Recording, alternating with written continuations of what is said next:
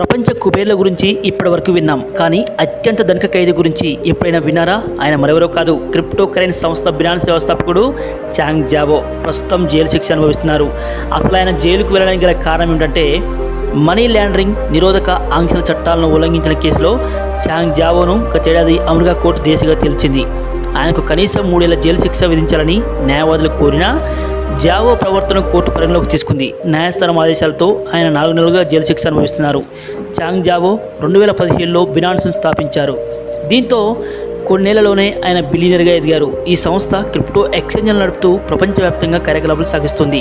America అధికారులతో చేసిన ఒప్పందంలో భాగంగా జావో బినాన్స్ CEO బాధ్యత నుంచి గతేడాది వైదొలిగారు. అయినప్పటికీ ఆయనకు సంస్థలో 90% వాటా ఉంది.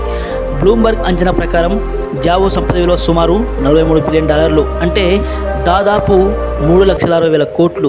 ప్రపంచ మార్కెట్లో క్రిప్టో కూలిపోవడంతో సంస్థ నష్టాలు చవిచూసింది. ఈ క్రమంలోనే జావో ఆంక్షల చట్టాలను ఉల్లంఘన నేరం వెలుగులోకి వచ్చింది.